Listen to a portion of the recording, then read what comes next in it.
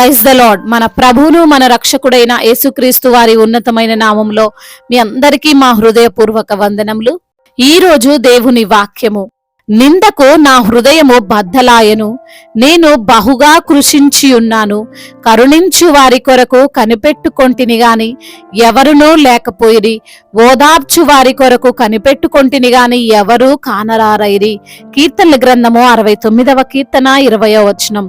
స్క్రోన్ had broken my heart and has left me helpless. I looked for sympathy but there was none, for comforters but I found none.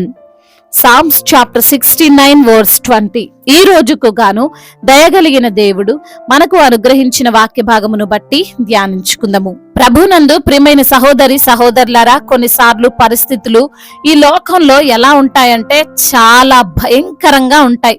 నమ్మిన వారు మోసం చేస్తూ ఉంటారు, అన్నం పెట్టిన చేతినే నరికి వేసేవారు ఉంటారు, చెయ్యని తప్పుకు నిందించేవారు ఉంటారు, విశ్వాస ఘాతకులు నమ్మక ద్రోహులు మన చుట్టూ చేరి మనల్ని ఇంకా బాధకు ఇంకా క్షోభకు గురి చేస్తుంటారు. ఇదంతా ఒక ఎత్తైతే, ఇలాంటి సమయములో ఆదరించేవారు లేకపోతే, నేను నీకున్నాను భయపడకు అని ధైర్యము చెప్పేవారు లేకపోతే, ఏం కాదులే అన్ని సర్దుకుంటాయి నేను నీకు హెల్ప్ చేస్తానని మాటకైనా పలికేవారు లేకపోతే ఎలా ఉంటుందండి? ఆ పరిస్థితి ఎలా ఉంటుంది? అది అనుభవించిన వారికి మాత్రమే తెలుస్తుంది. దావీదు అటువంటి స్థితిని అనుభవిస్తూ మాట్లాడుతున్నాడు ఈ యొక్క వాక్యంలో. ఈ రోజున బహుశా ఇంచుమించు నీ స్థితి ఇలానే ఉన్నదేమో, ఇలానే నీవు ఈ రోజున బాధపడుతున్నావేమో. నీ ప్రక్కన నిలిచి ప్రోత్సహించేవారు, నిన్ను వెన్ను తట్టి బలపరిచేవారు, నిన్ను అర్థం చేసుకొని ఓదార్చేవారు లేరేమో. కన్నీరు కారుస్తున్నావు, అయినా దానిని తుడిచేవారు కరువైపోయారేమో. బాధపడకు, నీకు ఎవరూ లేకపోయినా ఈ లోక సృష్టికర్త అయినటువంటి దేవుడున్నాడు, సర్వశక్తిమంతుడైన దేవుడున్నాడు, నిన్ను ఎన్నడూ విడువను ఎడబాయను అని వాగ్దానము చేసిన దేవుడున్నాడు, ఆదరణకర్త అయిన దేవుడు నీ కోసం ఉన్నాడు. ఈ రోజున వాక్య భాగమును మనం చూస్తే దావీదు ఎంత బాధతో ఉన్నాడో అర్థం చేసుకోవచ్చు. దావీదు కన్నీటితో కీర్తిస్తున్నాడు, అంటున్నాడు, నిందకు నా హృదయము బద్దలైపోయింది అని. కొంతమంది నిందిస్తుంటారండి, అది ఎలాంటి నింద అంటే భయంకరమైంది. అది మన వ్యక్తిత్వాన్ని ప్రశ్నించేదిగా ఉంటుంది, అది మన యొక్క శీలాన్ని శంకించేదిగా ఉంటుంది, అది నిన్ను తల ఎత్తకుండా చేసేదిగా ఉంటుంది. అలాంటి నిందలు ఎవరైనా భరించలేరు.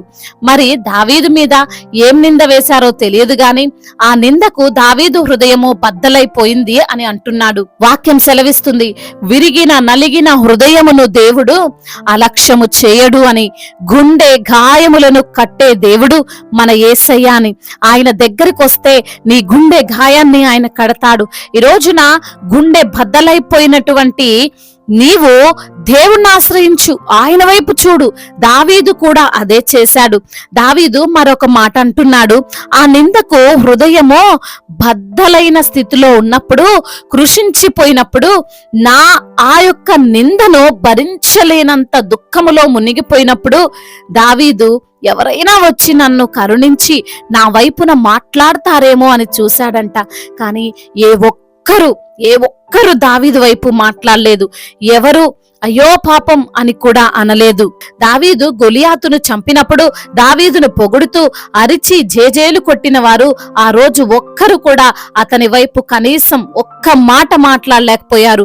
దావీదు అలాంటోడు కాడండి అని చెప్పలేకపోయారు. ఈ రోజున ఈ లోకంలో జీవిస్తున్న మనం కూడా గుర్తించాలి, అన్నీ ఉన్నప్పుడు నీవు గొప్ప, నీవు గ్రేటు, నీవు కింగు, నీకేంటి అని పొగిడిన వారు మన పైన నిందలు వేసినప్పుడు మనము అట్టడుగు స్థానంలోనికి వెళ్ళిపోయినప్పుడు ఉంటారా? మన వైపు మాట్లాడతారా? మాట్లాడితే ఏ సమస్య మమ్మల్ని చుట్టుకుంటుందో అని అనుకుంటారు. నీవే ఒక్కసారి నిన్ను నీవు పరీక్షించుకోవాలి.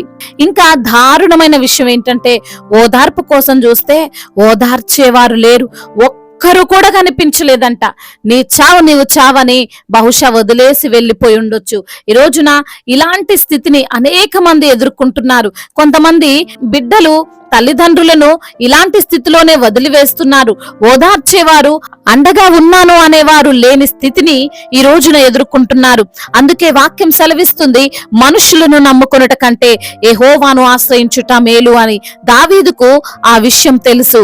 అందుకే దేవునికి మొరపెడుతున్న ఉన్నాడు. ఆయనే నా సహాయకుడు, ఆయనే నా ఆదరణకర్త, ఆయనే నన్ను అర్థం చేసుకుంటాడు అని. కాబట్టి ప్రియమైన సహోదరి సహోదరుడా, నీ నిందల్లో, నీ అవమానాల్లో, నీ బాధల్లో, నీ దీనస్థితుల్లో మనుష్యుల వైపు చూడకు. వారు పట్టించుకోరు. దేవుని వైపు చూడు. ఆయన నిత్యము నీతోనే ఉంటాడు. నిన్ను ఆదరిస్తాడు, ఓదారుస్తాడు, నడిపిస్తాడు. దేవుడు ఈ మాటలను దీవించి మన హృదయములో ఫలింపచేయునుగాక. వాక్య భాగమును బట్టి ప్రార్థించుకుందాము. ప్రతి ఒక్కరు కూడా ప్రార్థనలో ఏకీభవించగలరు. ప్రార్థన. మహాశక్తి సంపన్నుడా, మహోన్నతుడా, కృపా కనికరములు కలిగిన దేవా, జీవాధిపతి, మీకు స్తోత్రాలు ప్రభా. అవును తండ్రి, లేఖనము ద్వారా మీరు మాతో మాట్లాడారయ్యా. దావీదు మరి తండ్రి అతని యొక్క కష్టములో, దుఃఖములో ఓదార్చేవారు లేరు అయ్యా, జాలి చూపేవారు లేరు, కరుణించేవారు లేరు, తన బాధను అర్థం చేసుకున్నవారు లేరయ్యా. కానీ ప్రభా, మీ వైపు చూస్తుండగా అయ్యా లేవనెత్తినటువంటి దేవుడవయ్యా. అట్టి రీతిగా దావీదును నిలవబెట్టినందుకు స్తోత్రాలు. మనుషులు మమ్మల్ని తండ్రి ఆదరించినప్పుడు, మనుషులు మాకు తోడై ఉండనప్పుడు అయ్యా మాకు ధైర్యం ఇచ్చే దేవుడవు, ఆదరణ ఇచ్చే దేవుడవు, కన్నీరు తుడిచే దేవుడవు, ఓదార్చే దేవుడవు అయ్యా. మా పైన నీ కటాక్షముంచి మమ్మల్ని అయ్యా లేవనెత్తే దేవుడవని, నిత్యము మాతో ఉండే దేవుడవని తండ్రి ఈ రోజున లేఖనము ద్వారా మాతో మాట్లాడి మమ్మల్ని ధైర్యపరిచిన విధానాన్ని బట్టి మీకు స్తోత్రాలు చెల్లిస్తున్నామయ్యా. అయ్యా మరి తండ్రి ఈ రోజున ఎందరైతే బిడ్డలు అనారోగ్యముతో బాధపడుతూ నలిగిపోతున్నారో ప్రభా, ఏ హాస్పిటల్కి వెళ్ళినా ప్రభా స్వస్థత లేక నా తండ్రి ఉన్న డబ్బులు అంతా కూడా హెచ్చించి మరి ప్రభా మరి తండ్రి ఈ రోజున దీన స్థితిలో ఉన్న ప్రతి బిడ్డను మీరు తాకండి అయ్యా. సంపూర్ణ ఆరోగ్యాన్ని దయచేయండి, స్వస్థపరచండి. వారి ఎముకలలో సత్తువను, బలాన్ని దయచేయండి అయ్యా. అదేవిధంగా అప్పుల భారాలతో కృంగిపోతున్న ప్రతి బిడ్డను లేవనెత్తండి. అప్పు తీర్చుకునే సామర్థ్యాన్ని, జ్ఞానమును వారికి మీరు అనుగ్రహించమని బ్రతిమిలాడుకుంటున్నామయ్యా. అదేవిధంగా నా తండ్రి ఆర్థిక పరమైన ఇబ్బందులన్నిటి నుంచి కూడా విడుదల దయచేయమని వేడుకుంటున్నాం తండ్రి. అదేవిధంగా నా దేవా అయ్యా, ఉద్యోగము లేక బాధపడుతున్నటువంటి బిడ్డలకు మంచి ఉద్యోగాన్ని దయచేయండి తండ్రి. ఉద్యోగం చేస్తూ శాలరీలు రాక తండ్రి బాధతో ఉన్నటువంటి ప్రతి బిడ్డకు ప్రభా ఆ యొక్క శాలరీలు వచ్చుటకు సహాయము దయచేయండి నాయన. ఎందరైతే బిడ్డలు ఈ రోజున ప్రమోషన్ విషయంలో అయ్యా, అదేవిధంగా ట్రాన్స్ఫర్ విషయంలో మీకు మొరపెడుతున్నారో వారి మొరను మీరు ఆలకించండి తండ్రి. ఈ రోజు నా ప్రయాణాల్లో ఉన్న ప్రతి బిడ్డకు మీరు తోడుగా ఉండండి. అదేవిధంగా నా దేవా అయ్యా, కుటుంబంలో సమస్యలు, కుటుంబంలో కలహాలు, భార్యాభర్తల మధ్య విభేదాలు, అన్నదమ్ముల మధ్య విభేదాలు, ఆస్తి తగాదాలు, వాటన్నిటి నుంచి కూడా విడుదలను దయచేయమని వేడుకుంటున్నాం తండ్రి. అదేవిధంగా నా ప్రభువా అయా, చిన్న బిడ్డలందరినీ కాచి కాపాడండి. యవన బిడ్డలందరికీ మీరు తోడుగా ఉండండి. యవన వయసులో అయా మీ కాడిని మోసే కృపను దయచేయండి. మీ యందు భయభక్తులు కలిగినటువంటి జీవితాన్ని వారికి మీరు ప్రసాదించండి. ఏ పాపమునకు వారు లోబడకుండా మీ యొక్క వాక్యమందు వారిని స్థిరపరచండి. వివాహాల విషయంలో ప్రభా మీ చిత్తమేమిటో బిడ్డలు తెలుసుకోవడానికి కృపను అనుగ్రహించండి అయా. సాటి అయిన సహకారిని వారికి మీరు అనుగ్రహించమని వేడుకుంటున్నాం. బిజినెస్ చేస్తున్న వారిని దీవించండి, చేతి పని చేసుకున్న వారిని ఆశీర్వదించండి.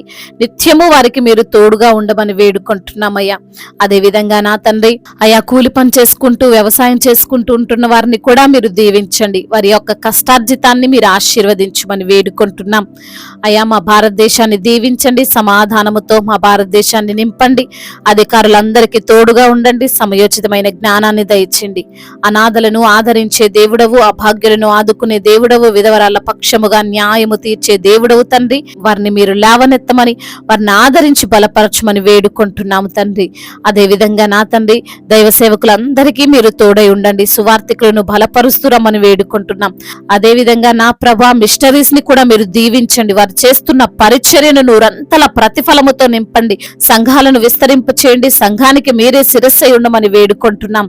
అదే విధంగా నా ప్రభా సంతానము లేక బాధపడుతూ అయ్యా ఎందరైతే బిడ్డలు ఈ రోజు నా ప్రభా మీకు మొరపెడుతున్నారు, వారి మొరను మీరు ఆలకించండి. వారికి సంతానాన్ని మీరు అనుగ్రహించమని వేడుకుంటున్నాం. అదే విధంగా నా తండ్రి గర్భిణీ స్త్రీలను కూడా మీరు జ్ఞాపకం చేసుకొని తల్లి బిడ్డలకు క్షేమాన్ని దయచేయమని వేడుకుంటున్నాం. ఇప్పుడే పుట్టిన చంటి బిడ్డలకు మంచి ఆరోగ్యాన్ని దయచేయమని బ్రతిమిలాడుకుంటున్నాం. అదే విధంగా ఇతర దేశాల్లో ఉంటున్న ప్రతి ఒక్కరికి మీరు తోడై ఉండమని, వారి యొక్క కష్టార్జితాన్ని మీరు దీవించి ఆశీర్వదించమని, ఒంటరిగా ఉంటుండగా మీ సన్నిధిని వారితో ఉంచమని బ్రతిమిలాడుకుంటూ అయ్యా మరి తండ్రి చెప్పుకోలేనటువంటి బాధతో విరిగి నలిగిన కలిగిన హృదయముతో ఎందరైతే మీ సన్నిధిలో మొరపెడుతున్నారో వారి మొరను మీరు ఆలకించి సమాధానం అనుగ్రహించమని బ్రతిమిలాడుకుంటూ మనాథుడు సర్వశక్తిమంతుడు సజీవుడు బలవంతుడైన యేసుక్రీస్తు వారి ఉన్నతమైన నామంలో ఈ ప్రార్థనను అడిగి వేడుకొని పొందుకొని ఉన్నాము మా ప్రియ పరలోకపు తండ్రి, ఆమేన్.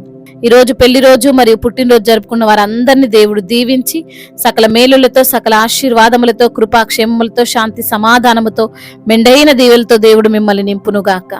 మీ యొక్క ప్రార్థన అవసరతలను మాకు తెలియజేయగలరు. మీ కొరకు మేము తప్పక ప్రార్థిస్తాం.